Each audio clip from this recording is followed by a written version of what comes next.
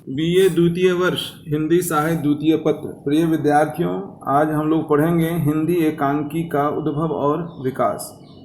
हिंदी एकांकी का उद्भव। आधुनिक युग में एकांकी के जिस रूप और शैली का प्रचलन हो रहा है उसका विकास पाश्चात्य देशों में हुआ, किंतु यह सत्य है कि प्राचीन भारतीय साहित्य में भी एकांकी या एकांकी से मिलते जुलते रूपकों का प्रचार रहा है। नाटक के विभिन्न भेदों में व्यायोग, प्रहसन, भाण, वीथी, नाटिका, गोष्ठी आदि में एक ही अंक होता है, अतः इन्हें प्राचीन ढंग के एकांकी कह सकते हैं। इसी आधार पर डॉक्टर सरनाम सिंह, प्रोफेसर ललित प्रसाद और प्रोफेसर सदगुरु शरण अवस्थी ने एकांकी का उद्गम संस्कृत साहित्य से सिद्ध किया है, जबकि प्रोफेसर अमरनाथ गुप्त, प्रोफेसर प्रकाश चंद्र गुप्त तथा डॉक्टर MP खत्री ने इसे पाश्चात्य साहित्य की देन के रूप में स्वीकार किया है।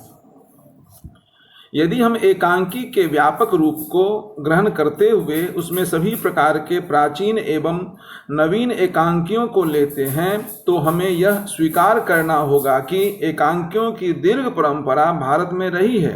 यह दूसरी बात है कि आधुनिक एकांकी का विकास उसमें स्वतंत्र रूप में हुआ हो। संस्कृत एवं प्राकृत में एकांकी के अनेक उदाहरण मिलते हैं। श्री प्रहलाद वनदेव ने सन 1163 ईस्वी में पार्थ पराक्रम, जो कि एक व्यायोग है, की रचना की थी। इसके अतिरिक्त सौगंध हरण, जो विश्वनाथ के द्वारा रचित है, किराता जुर्नियम, जिसके रचयिता वत्सराज हैं, धनंजय विजय, जिसके रचयिता कंचन पंडित हैं, आदि सफल व्यायोग है। प्रहसन की कोटि में आने वाले एकांकियों में कंदर्प केली, धूर्त चरित्र, धूर्त समागम, धूर्त वाटिका, हास्य चूड़ामणि आदि संस्कृत में उपलब्ध हैं। इसी प्रकार भाण, जिसमें केवल एक ही अंक और पात्र होते हैं, के भी उदाहरण मिलते हैं, जैसे वामन भट्ट का श्रृंगार भूषण, रामचंद्र दीक्षित कृत श्रृंगार तिलक, शंकर कृत श्रद्धा तिलक, वत्सराज कृत कर्पूर चरित आदि। परंतु आश्चर्य की बात है कि हमारे अनेक विद्वानों ने इन एकांकियों की उपेक्षा की दृष्टि से देखा है। यह कहना कि पश्चिमी ढंग से एकांकी लिखने पर ही एकांकी कहला सकता है, वास्तव में हमारे दृष्टिकोण की एकांगिता है। अन्यथा हमारे भाण, जिसमें केवल एक ही पात्र होता है, एकांकी कला का अत्यंत विकसित रूप है। अब हम हिंदी में एकांकी का विकास, इसे हम 3 चरणों में विभक्त कर अध्ययन करते हैं। पहला युग मानते हैं भारतेंद्र युग, जिसकी समय सीमा 1850 ईस्वी से 1900 ईस्वी तक निर्धारित की गई है। द्विवेदी युग, जिसकी समय सीमा 1900 ईस्वी से 1930 ईस्वी तक, और आधुनिक युग, जिसकी सीमा 1930 ईस्वी से अब तक है। हिंदी में एकांकी लेखन का आरंभ भारतेंद्र युग से होता है। भारतेंदु हरिश्चंद्र ने प्राचीन संस्कृत नाट्य साहित्य से प्रेरणा ग्रहण करते हुए नाटक व एकांकी के विभिन्न रूपों के विकास का प्रयत्न किया। उन्होंने धनंजय विजय, जो व्यायोग है, प्रेम योगिनी, पाखंड विडंबन, अंधेर नगरी, जो प्रहसन है, विश्वस विस्मौग्धम, जो भान है, वैदिकी हिंसा, हिंसा न भवति, प्रहसन है, आदि की रचना की, जिनमें प्राचीन ढंग के एकांकियों के लक्षणों का निर्वाह हुआ है। अपने इन एकांकियों में जहाँ उनका एक लक्ष्य कला का विकास करना है, वहाँ दूसरी ओर जनता का ध्यान तत्कालीन समस्याओं की ओर आकर्षित करना भी है। उनके प्रहसनों में विभिन्न रूढ़ियों, रीति रिवाजों, सामाजिक एवं राष्ट्रीय बुराइयों पर तीखा व्यंग किया गया है। विदेशी सरकार की खबर भी यत्र तत्र ली गई है। भारतेंदु हरिश्चंद्र के अतिरिक्त उनके युग में अनेक लेखकों ने सैकड़ों रूपकों व प्रहसनों आदि की रचना की, जिन्हें प्राचीन ढंग के एकांकी कह सकते हैं। इनमें से कुछ नाम उल्लेखनीय हैं। तन मन धन गुसाई जी के अर्पण, जिसके रचयिता राधाचरण गोस्वामी हैं। शिक्षादान, बाल विवाह, इसके लेखक बालकृष्ण भट्ट हैं। कलि कौतुक प्रताप नारायण मिश्र के द्वारा रचित एकांकी है। कलयुगी जनेयू देवकी नंदन त्रिपाठी द्वारा रचित है। दुखिनी वाला राधा कृष्ण दास ने इसकी रचना की। चौपट चपेट किशोरीलाल गोस्वामी के रचित एकांकियों की श्रेणी में आते हैं। द्विवेदी युग में हिंदी एकांकी का भी प्रभाव बढ़ने लगा, जिससे उसके बाह्य रूप में क्रमशः थोड़ा थोड़ा अंतर आने लगा, किंतु उनकी मूल आत्मा भारतेंद्र युग के अनुरूप ही रही। उनका प्रमुख उद्देश्य समाज सुधार एवं राष्ट्रोन्नत ही रहा। इस युग में बंगला तथा अंग्रेजी आदि भाषाओं के एकांकियों के हिंदी में पर्याप्त अनुवाद हुए। इस काल के एकांकीकारों में सुदर्शन, जैनेन्द्र कुमार, गोविंद वल्लभ पंत, चंद्रगुप्त, विद्यालंकार आदि ने अपनी कल्पना और बंगला साहित्य की प्रेरणा से अथवा ऐतिहासिक घटनाओं को लेकर एकांकियों की रचना की। इस युग के प्रमुख एकांकियों में मंगल प्रसाद विश्वकर्मा का शेर सिंह, सियाराम शरण का कृष्ण, सरयू प्रसाद मिश्र का भयंकर भूत, शिवराम दास गुप्त का नाक में दम, रूप नारायण पांडे का मूर्ख मंडली, पांडे वेचन शर्मा उग्र का चार बेचारे, सुदर्शन का ऑनरेरी मजिस्ट्रेट आदि उल्लेखनीय एकांकी हैं। इस युग के एकांकियों को विषय वस्तु की दृष्टि से हम 4 भागों में बांट सकते हैं। पहला सामाजिक व्यंग्यात्मक, दूसरा राष्ट्रीय ऐतिहासिक, तीसरा धार्मिक पौराणिक और चौथा अनुवादित। शिल्प की दृष्टि से द्विवेदी युग के एकांकियों में पूर्व युग के से विकास दृष्टिगोचर होता है। भारतेंद्र युग में कहीं कहीं नांदी, प्रस्तावना, भरतवाक्य आदि की प्रवृत्ति दिखाई पड़ती थी, जो इस युग में आकर लुप्त हो गई। कथानक को तीव्र गति से चरम सीमा तक पहुंचाने का प्रयत्न भी किया जाने लगा।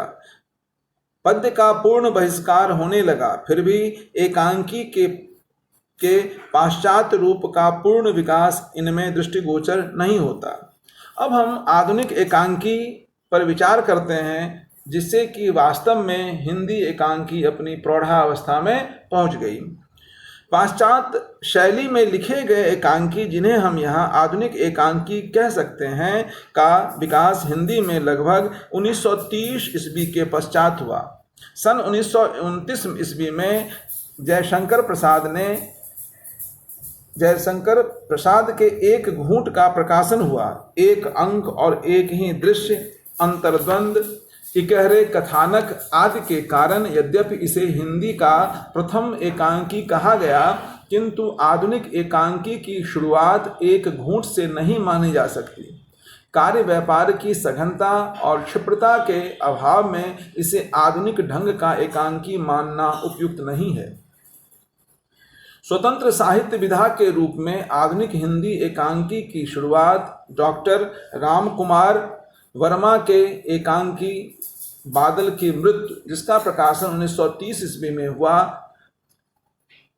के साथ हुई। इसमें वर्मा जी ने पश्चिमी एकांकी की टेक्निक को आधार बनाया है। इसके बाद उनके अन्य एकांकियों में 10 मिनट, नहीं का रहस्य, पृथ्वीराज की आंखें, चंपक, रेशमी टाई, दीपदान आदि का प्रकाशन हुआ। उन्होंने सामाजिक, ऐतिहासिक, मनोवैज्ञानिक, हास्यपरक एकांकी लिखे हैं। शिल्प की दृष्टि से पाश्चात्य एकांकी कला को अपनाने के साथ ही कथ्य की दृष्टि से वर्मा जी ने भारतीय आदर्शवाद की प्रतिष्ठा की है। हालांकि उन्होंने प्राचीन भारतीय जीवन दृष्टि और नाट्य दृष्टि का रूढ़िबद्ध होकर पालन नहीं किया है। वे अक्सर पात्रों की चारित्रिक विलक्षणता का स्वाभाविक यथार्थ चित्रण करके अंत में उन्हें आदर्शपरक मोड़ देते हैं। पश्चिमी दुखांत और विस्मयजनक अंत को भी उन्होंने अपनाया है। अभिनेता की दृष्टि से इनके एकांकी काफी सफल हैं। कार्य व्यापार की सक्रियता, घटनाओं का उतार चढ़ाव, कुतूहलपूर्ण ढंग से चरम सीमा की सृष्टि, संकलन त्रय का निर्वाह, पात्रों के मनोभावों और मन स्थितियों का सहज विकास, भाषा तथा संवादों की सहजता और संक्षिप्तता आदि उनके एकांकियों की विशेषताएं हैं। वर्मा जी के साथ ही एकांकी के क्षेत्र में अवतीर्ण होने वाले लेखकों में श्री लक्ष्मी नारायण मिश्र, उपेंद्र नाथ अश्क, उदय शंकर भट्ट, भुवनेश्वर प्रसाद, सेठ गोविंद दास, जगदीश चंद्र माथुर, गणेश प्रसाद द्विवेदी, गोविंद बल्लभ पंत आदि प्रमुख हैं जिनकी रचनाओं का, उनके भावबोध का क्रमशः अध्ययन करते हैं। अब हम पहला लक्ष्मी नारायण मिश्र ने यथार्थवाद और बुद्धिवाद को अपनाते हुए बर्नार्ड शॉ और इब्सन का अनुकरण किया। उन्होंने सामाजिक, समस्यामूलक, पौराणिक और ऐतिहासिक एकांकियों की रचना की। उनकी एकांकी 3 संग्रहों में संकलित हैं। पहला प्रलय के पंख, दूसरा अशोक वन और तीसरा भगवान मनु तथा अन्य एकांकी। ये 3 प्रकार के एकांकियों का संकलन हमें लक्ष्मी नारायण मिश्र में मिलता है। इन्होंने अपने एकांकियों में पौराणिक, ऐतिहासिक, राजनैतिक, सामाजिक, मनोवैज्ञानिक समस्याओं का चित्रण सूक्ष्म रूप में किया है। उनमें ज्ञान और मनोरंजन का समन्वय सुंदर ढंग से हुआ है। इसके पश्चात उपेंद्र नाथ अश्क ने एकांकी लेखन 1937 ईस्वी में शुरू किया। उन्होंने आधुनिक भारतीय जीवन के यथार्थ को, उसके संघर्षों, विकृतियों और उलझाव को बड़ी ही ईमानदारी तथा सजीवता के साथ प्रस्तुत किया है। भारतीय समाज, खास तौर से मध्यवर्गीय समाज के जीवन को उन्होंने बड़ी ही निकटता से देखा और जाना है। उसकी विसंगतियों को प्रस्तुत करने के लिए तीखे व्यंग्य का सहारा लिया है। संपूर्ण परिस्थिति में निहित व्यंग्य को वे पात्रों के मनोविज्ञान के सूक्ष्म चित्रण द्वारा उभारते हैं। उन्होंने सामाजिक, राजनीतिक, व्यंग्यात्मक, मनोवैज्ञानिक, सांकेतिक, प्रहसन आदि सभी तरह के एकांकी लिखे हैं। उनके प्रमुख एकांकियों में पापी, लक्ष्मी का स्वागत, नया पुराना, अधिकार का रक्षक, मैं मुना, खिड़की, सूखी डाली, तौलिए, पर्दा उठाओ, पर्दा गिराओ, अंधी गली, साहब को जुकाम है आदि का नाम लिया जा सकता है। वे अधिकतर पारिवारिक जीवन की समस्याओं को उठाते हैं। अक्सर वे 2 विरोधी विचारधाराओं के संघर्ष की प्रस्तुति करते हैं। भाषा, संवाद, मंचन और प्रभाव की दृष्टि से उनके अधिकांश एकांकी सफल हैं। उदय शंकर भट्ट का पहला एकांकी संग्रह अभिनव एकांकी नाटक 1940 ईस्वी में प्रकाशित हुआ। भट्ट जी ने सामाजिक, ऐतिहासिक, पौराणिक, राजनीतिक समस्या प्रधान तथा हास्यपरक एकांकी लिखे हैं। उनके एकांकी समाज के उच्च तथा मध्य वर्गीय जीवन की विषमताओं और विकृतियों पर लिखे गए हैं। सामाजिक समस्याओं के प्रति भट्ट जी का दृष्टिकोण यथार्थपरक है। विषय के प्रस्तुतिकरण में स्वाभाविकता और प्रभावोत्पादकता है। उनके एकांकियों में स्त्री का हृदय, सेठ लाभचंद्र, 10,000, एक ही कब्र में, बड़े आदमी की मृत्यु, नकली और असली, सत्य का मंदिर, आदिम युग,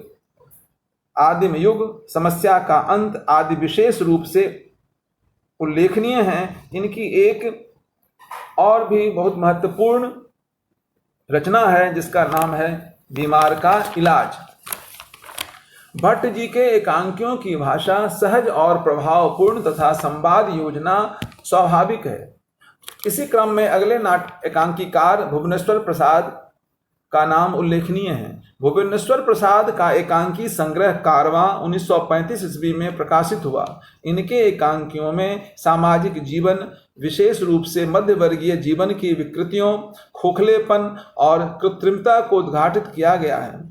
भुवनेश्वर ने जीवन और समाज के प्रति आक्रोश व्यक्त किया है। ऊपरी आदमी के दिखावे के नीचे छिपे कलुष को वे उघार कर सामने रख देते हैं। उनका व्यंग तीखा, कड़वा और प्रत्यक्ष होता है, जिससे पाठक या दर्शक तिलमिला उठता है। उन्होंने प्रमुखतया यौन संबंधों, प्रेम विवाह आदि की समस्याओं को उठाया है।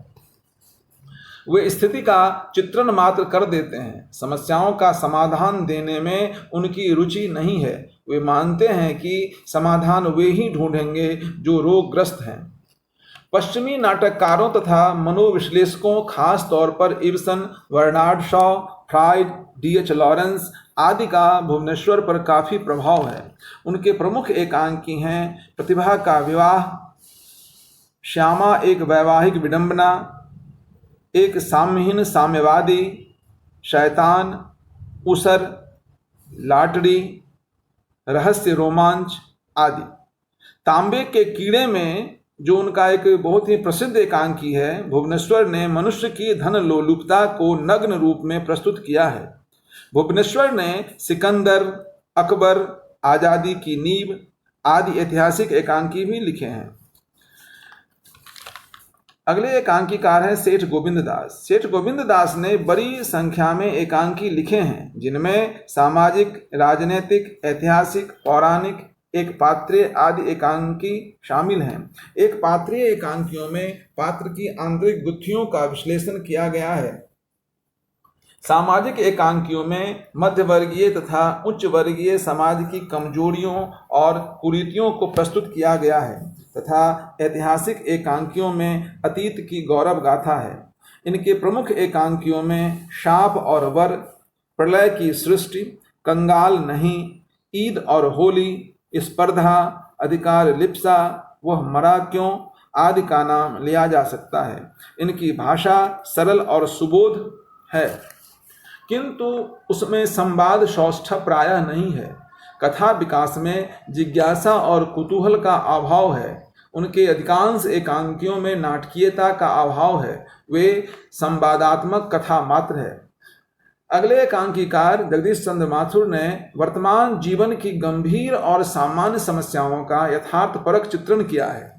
उनके अधिकांश एकांकी आधुनिक सामाजिक जीवन पर लिखे गए हैं। जीवन की विषमताओं, पारंपरिक रूढ़ियों तथा आधुनिक नए परिवर्तनों की टकराहट से उत्पन्न जटिलता और संघर्ष को उन्होंने उभारा है। कुछ एकांकियों में ऐतिहासिक, सांस्कृतिक पृष्ठभूमि को लिया गया है। उनके प्रमुख एकांकी हैं मेरी बांसुरी, भोर का तारा, मकड़ी का जाला, कलिंग विजय, रीढ़ की हड्डी, खंडहर, शारदिया, भाषण, कबूतर खाना, ओ मेरे सपने आदि। माथुर जी ने प्रायः सभी एकांकी रंगमंच की दृष्टि से बहुत सफल हैं। इन्होंने यथार्थवादी शैली में विभिन्न समस्याओं का न केवल चित्रण किया है, अपितु उनका मौलिक समाधान भी प्रस्तुत किया है। हास्य और व्यंग का पुट उनके एकांकियों में मिलता है। संवाद सीधे, छोटे, बोधगम्य और मर्म स्पर्शी तथा प्रवाहपूर्ण है। वस्तुतः उनकी रचनाओं में विचार, अनुभूति, प्रचार और कला तथा ज्ञान और मनोरंजन दोनों का सुंदर समन्वय उपलब्ध होता है।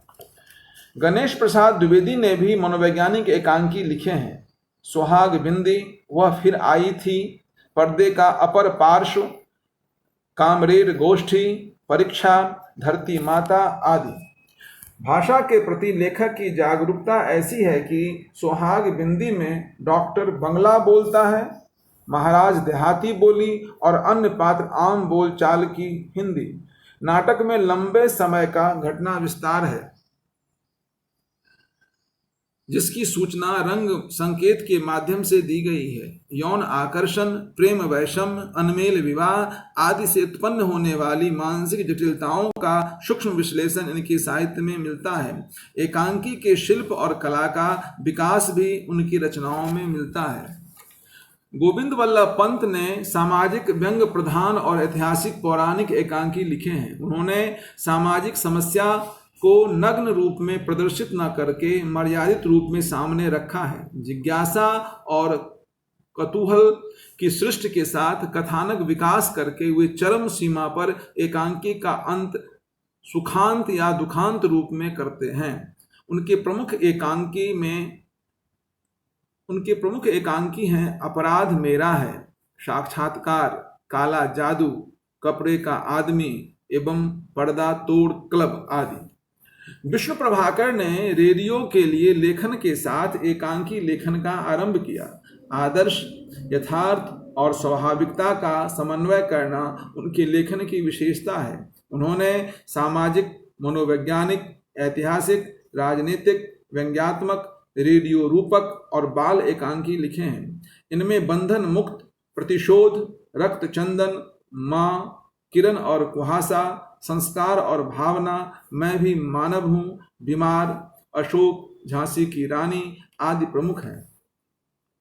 पात्रों की मनः स्थिति के चित्रण पर उन्होंने जोर दिया है। आधुनिक जीवन और समाज की आडंबरपूर्ण प्रदर्शन की प्रवृत्तियों का वे व्यंग्यपूर्ण चित्र उपस्थित करते हैं तथा पात्रों के स्वभाव के बाहरी आडंबर पर रूढ़िग्रस्तता के पीछे निहित मानवीयता को उजागर करते हैं। गांधीवाद में आस्था होने के कारण वे पात्रों के हृदय परिवर्तन में विश्वास करते हैं। इन एकांकीकारों के अतिरिक्त प्रभाकर माचवे, लक्ष्मी नारायण लाल, सद्गुरु शरण अवस्थी, चंद्रगुप्त विद्यालंकार, चतुरसेन शास्त्री, धर्मवीर भारती आदि ने अच्छे एकांकी लिखे हैं। रेडियो एकांकीकारों में रामवृक्ष बेनीपुरी, रेवती शरण शर्मा, हरिश्चंद्र खन्ना, चिरंजीत, विनोद रस्तोगी आदि के नाम उल्लेखनीय हैं। इस प्रकार हम देखते हैं कि हिंदी का एकांकी साहित्य आज पर्याप्त उन्नत दशा में है। विषय वस्तु की दृष्टि से यह अत्यंत व्यापक, विचारों की दृष्टि से गंभीर एवं शैली की दृष्टि से वैविध्यपूर्ण है। इसके माध्यम से जहाँ एक ओर भारतीय संस्कृत, सभ्यता एवं इतिहास पुराण की नई व्याख्या प्रस्तुत हुई है, वहीं दूसरी ओर आधुनिक जीवन के प्रायः सभी पक्षों एवं उसकी समस्याओं का अंकन भी इसमें हुआ है।